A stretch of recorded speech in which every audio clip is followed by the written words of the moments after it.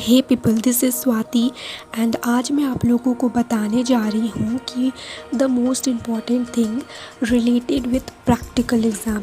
यानी कि practical exam में सबसे ज़्यादा इम्पॉर्टेंट होती है वाइवा, क्योंकि उसी में सब बच्चे बहुत ज़्यादा डरते हैं कि वाइवा में टीचर हमसे क्या पूछेंगे, एक्सटर्नल हमसे क्या पूछेंगे। तो viva is all related with your syllabus. आप सिलेबस ही मेन होता है कि वाइवा में आपसे टीचर क्या पूछने वाले हैं। सिलेबस में सब बताया जाता है, ठीक है, हर एक का। ये मैं हर एक सब्जेक्ट के लिए बता रही हूँ, whether it is a honours paper और whether it is a normal general paper, ठीक है। तो सबसे मोस्ट इम्पॉर्टेंट बात ये होती है कि हम लोगों का कोई भी सब्जेक्ट हो, केमिस्ट्री, बॉटनी, जूलॉजी, फिजिक्स, ठीक है, सारी सब्जेक्ट्स के लिए इन सब में जो होती हैं वो प्रैक्टिकल्स होती हैं। कोर वाला जो यानी कि ऑनर्स पेपर वाला जो होता है उसमें प्रैक्टिकल का मार्क्स थोड़ा सा ज़्यादा होता है एज़ कम्पेयर टू नॉर्मल यानी कि जनरल पेपर, ठीक है। तो सबसे पहले जो है वो मैं ये बताती हूँ कि वाइवा में आप लोगों को क्या मतलब पढ़ के जाना चाहिए कि वाइवा उन लोग कहाँ से पूछ सकते हैं, कहाँ से मोस्ट इम्पॉर्टेंट टॉपिक्स हैं जहाँ से वो पूछ सकते हैं। अब मैं ये तो नहीं कहूँगी कि ये वाला क्वेश्चन करके जाओ फिजिक्स में, केमिस्ट्री में, बॉटनी में, जूलॉजी में, weather it is honours paper और कोर पेपर, लेकिन इतना ज़रूर कहूँगी कि यहाँ से पढ़ोगे तो ये वाला जो है वो टीचर पूछने में अगर पूछ भी ले तो यू कैन आंसर आप उसे दे सकते हो। फॉल मैं अगर कोई एक सब्जेक्ट की बात करूं, सपोज़ कि मैं जूलॉजी की बात करती हूं ऑनर्स पेपर, तो जूलॉजी का ऑनर्स पेपर में सिलेबस में ही लिखा होता है।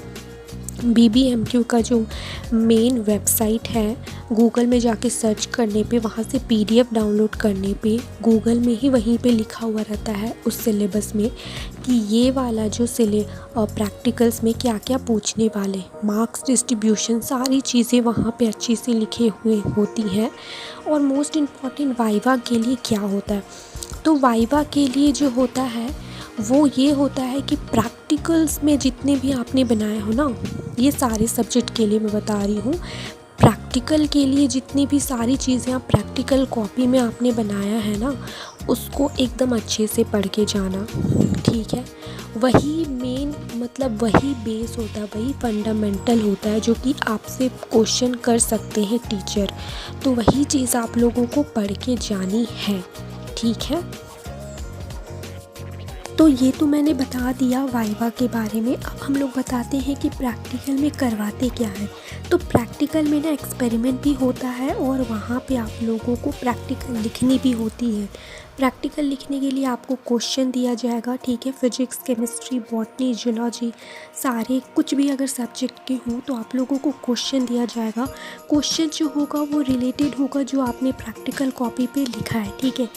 वहाँ के टीचर पे डिपेंड करता है कि आप लोगों को कॉपी से देख के लिखने दें, यानी कि जो आपने प्रैक्टिकल कॉपी बनाया है उससे देख के लिखने दें, या फिर वो लोग ये भी बोल सकते हैं कि खुद से लिखो, ठीक है। तो वो टोटली उन टीचर्स पे डिपेंड करता है। और रही बात और कि एक्सपेरिमेंट करने की या फिर कुछ स्लाइड प्रिपरेशन जो कि जूलॉजी और बॉटनी में होती है, तो ये सब सारी चीज़ें जो होती हैं, ये वाला जो एक्सपेरिमेंट वाला होता है ना, ये आप लोगों को थोड़ा सा इन्फॉर्मेशन रखने की ज़रूरत है। हालांकि बहुत सारे कॉलेजेस में जो होता है ये एक्सपेरिमेंट नहीं करवाते हैं, ठीक है, नहीं करवाते हैं, मैं बोल रही हूँ नहीं करवाते हैं, लेकिन कहीं भी 1 या 2% जो कॉलेजेस होते हैं जहाँ पे आप लोगों को करवाते होंगे ये एक्सपेरिमेंट, ठीक है। तो ये चीज़ आप लोगों को यूट्यूब, गूगल या फिर कहीं से भी थोड़ा सा दिमाग में रखने की ज़रूरत है, बाकी सारी चीज़ें तो हो जाएंगी। बाकी आप लोगों को प्रैक्टिकल कॉपी बहुत ही अच्छे तरीके से लिख के ले जाना है। जिन सब्जेक्ट्स में आपको चार्ट पेपर में प्रोजेक्ट बनाना है उनको प्रोजेक्ट बना लेना है। एंड ऑनर्स पेपर में थोड़ा सा ज़्यादा वाइवा होता है, ठीक है। ऑनर्स पेपर की मैं बात कर रही हूँ, कोई भी सब्जेक्ट की, वेदर बायोलॉजी, मैथ्स, ठीक है, फिजिक्स, केमिस्ट्री या फिर जूलॉजी, ये सब ऑनर्स के पेपर में थोड़ा सा वाइवा भी ज़्यादा होता है, यानी कि वाइवा भी आप लोगों को थोड़ा ज़्यादा पूछा जाएगा as compared to general paper. तो ऑनर्स पेपर की जब भी आप प्रिपरेशन कर रहे हो ना, तो ऑनर्स पेपर में थोड़ा सा ज़्यादा अच्छे से पढ़ना वाइवा के लिए, ठीक है। प्रैक्टिकल कॉपी जो होगा उसी से आप लोगों को लिखने के लिए दी जाएगी, ठीक है, मैक्सिमम कॉलेजेस में। तो कोई भी डरने की ज़रूरत नहीं है। 3 घंटे का एग्ज़ाम रहता है, जैसे कि थ्योरी में होता है वैसे ही इसमें भी होगा, 3 घंटे का एग्ज़ाम रहता है, ठीक है। और ज़्यादा कुछ इसमें करने की ज़रूरत नहीं होती है। और भी जैसे कि अगर मैं बायोलॉजी की में बताऊँ, यानी कि बॉटनी या जूलॉजी में बताऊँ, तो स्पॉटिंग नाम का भी एक चीज़ होता है। तो स्पॉटिंग में भी ज़्यादा कुछ करने की ज़रूरत नहीं होती है।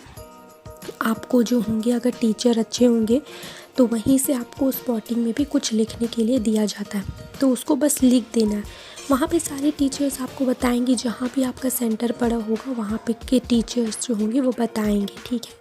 लेकिन थोड़ी थोड़ी चीज़ें जो हैं वो दिमाग में रखने की ज़रूरत है, क्योंकि ऐसा ना हो कि अगर मान लो कि अगर स्ट्रिक्ट टीचर आ गया तो फिर आप लोग लिख ही ना पाओ, ठीक है। सो या प्रैक्टिकल के लिए इतनी इन्फॉर्मेशन काफ़ी है। एंड चैनल को सब्सक्राइब करना, वीडियो को लाइक करना, कमेंट भी करना।